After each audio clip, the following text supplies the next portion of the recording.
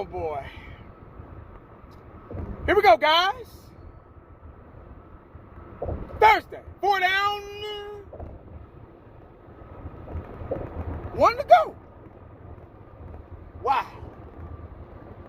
What a quick week. It went by slow, but it went by fast at the same time. I don't know if that's possible, but it just kind of crept by. But then once you get to the end, you're like, oh, damn, we're here. Cool. But I'm glad it's about to be over with. 1 to go. All right, guys, I'm going to try to make this as quick as possible. I know I say that all the time, and sometimes I don't mean it, but I'm going to try to mean it this time. But it's going to be hard because this is defense, and I love defense. Mike Zimmer. This is my first video talking about Mike Zimmer. Yeah. Oh, Mike Zimmer. You know, he was our coach back in the day from 94 to 2006. That's 12 years. That's a long time, man. He's got a Super Bowl ring with us. Yeah, that's right. He's got a Super Bowl ring with the Dallas Cowboys, that 95 season. Yeah, when we had the best secondary in the league, Peon on one side, Larry Brown, Kevin Smith, sometimes on the other, Brock Marion at free safety, Darren Woodson at strong safety. Yeah. What a defense. Man, Charles Haley, Leon Lett. Yeah, man, we had a say. That year was a little shaky, but we got it done. We got the job done. Because that was still Jimmy Johnson's team. But anyway, back to Mike Zimmer, guys. What are my thoughts, my feelings? I haven't said anything yet. I really didn't want to make this video, but I felt like I had to. I actually did something I normally don't do. I went back and watched, as cringy, as gut-wrenching as it was, I went back and watched that damn press conference. Y'all know I don't do press conferences. But I felt like I had to so I could see his mindset and what direction he was trying to go in. And one of the only things that kind of stood out was he said, I'm not here to reinvent the wheel. I'm not here to make a lot of changes, in other words, if you will. When he said that, that kind of scared me a little bit. I'm like, no. See, what you're failing to realize is when you get a new coach, a new assistant coach, whatever, the reason why you get a new head coach, assistant coach, whatever, is changes have to be made because something ran out.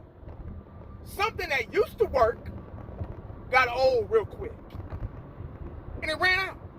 Just like your car. When you buy a new car, it lasts you for good for buying. If you take care of it, all changes, don't run it in the ground, get all changes, tune-ups when you're supposed to, tires, all that stuff. That car lasts you with no issues at least 10 years. At least. So when stuff starts going out on that new car and it's paid for, you don't want no car note, so you're gonna go get it you're gonna get it repaired. Shit, I can't even talk today. You're gonna get whatever went out repaired, replaced. So with a new one, so that car can work better or equivalent to what it did before it went out. That's the same thing in coaching. It worked at first. It was okay for a while until it got old. And okay, it's time for a change. So that's why Dan Quinn is out of the door and Mike Zimmer is in the back in the door. Now he has a pretty good resume. He's been with the Vikings for years. He's been a defensive coordinator with other teams. His scheme is 4-3. That's his scheme. He's had experience in the nickel at times. He's a nickel guy too. So that kind of scares me too because that 4-2-5 nickel defense, all that bullshit that we was running. And when he said, "Oh, I'm not here to reinvent the wheel," yes, you are. No. Yes, you are, bro. You're here. You got a job ahead of you, man. Because what did I say on my last video about this? You got a lot of knuckleheads, youngsters, that get on national TV and admit that they were tired, admit that they were burnt out. Yeah. So you got a bunch of 65 players on defense, guys. So now you're here. Your job is to get these players off the goddamn social media and to get them on track to play football. And you got, even on the offensive side, you got CeeDee Lamb talking about, my main focus is getting a big contract. I heard him say that. I'm like, whoa. So that made me think of him a little bit different. So now you got all these young guys that's only focused on one thing, and that's getting paid and not having to work too hard and admitting that, oh, that team is better than us, and oh, well, we were burnt out, and oh, really? Did y'all watch Jimmy Johnson's video when he was talking to the Miami Hurricanes about being conditioned and you can run like a deer and you're a coward if you admit fatigue and falling under fatigue and you can't keep up? That makes you a coward. That makes you a loser. Did y'all watch that video? Because I damn sure did. So, you're here. Your job right now, to me, is to reinvent the wheel. Like, I need to see something different. I need to see real linebackers. I need to see better performance on the defensive line. I need to see, our secondary was okay. I mean, we had the leading interception with Bland, leader of the NFL. And that's with Diggs being out. So now when Diggs coming back, I think our secondary is fine. It's the domino effect. If the defensive line plays well, the linebackers play well. If the linebackers play well, the secondary plays well. It's the domino effect. See, when their quarterbacks get scrambling all over the place and we ain't got no pass rush, it turns into sandlot football. And somebody's bound to get open sooner or later. So we have to eliminate that. We got to make this front seven a little bit better than what it's been. Got to use Michael Parsons the way he's supposed to be used. Get his little ass off the defensive end. I'm sorry. Just get him. He's getting bitch slapped over there, man. He's getting pumped over there. So we got to get the focal point of winning back. Not, oh, I got to get paid. I get it. Get your money, But that shouldn't be your number one priority. And at least don't admit to the shit. Okay, if it's your number one priority to get paid and buy your mama a house, I understand it. I get it. But don't say it. These motherfuckers get on here and they just telling all their goddamn business. They just telling people, oh, we tired, we burnt out, they were better than us.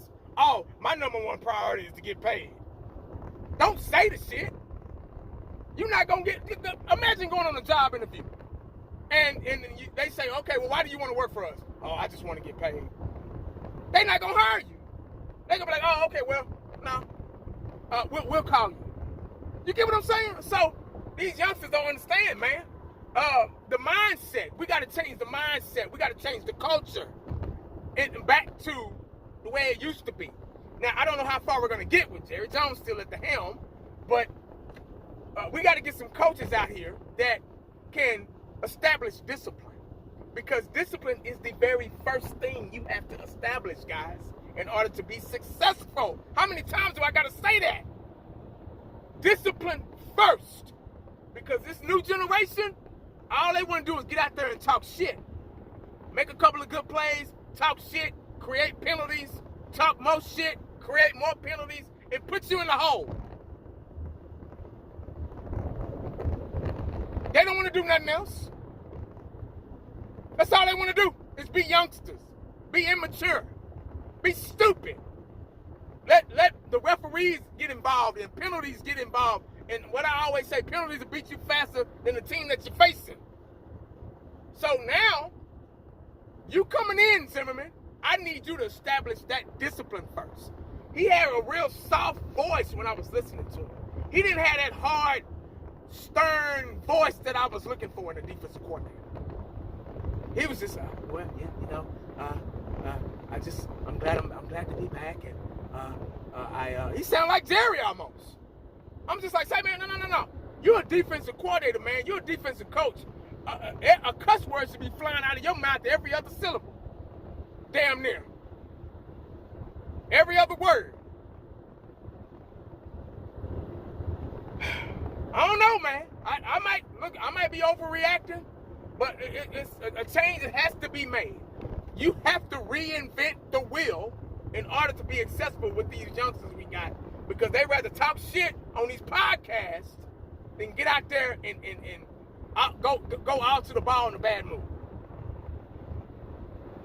It's a new generation you're dealing with. You ain't got Deion back there no more. You ain't got Darren Woodson back there no more. You ain't got Brock Marion back no more. Larry Brown, Kevin Smith. You ain't got Charles Haley, Tony Tolbert, Leon Lett. You ain't got those guys, man. They gone. It's a new era. It's a new 65 era, man. You got to put them in their place. On both sides of the ball, discipline has to be established first before anything. Once you establish that, then you can start, seeing who's in free agency. Okay, let's get this guy, and then seeing who's in the draft. Oh, okay, what we need. But that's all I got, man. Y'all let me know what y'all think, but that's pretty much sums up what I think about it. But I just hope he can come back and bring something to this defense. A real defense with real linebackers, an actual real front seven. Because everybody, Dan Quinn did this. Okay, well, it stopped working. That new car stopped working. The thing started breaking down on that new car eventually. And they didn't know how to fix it. They didn't have the tools to fix it. That's the problem right there. It was a new car. It was cool at first. Aggressive. Sharp. Man. But that car started shaking after a while. After a couple of years. It started doing this. Got to repair it. Got to reinvent the wheel. Make sure you stay cowboyed up and prayed up. Never say it's gonna break you. Holla back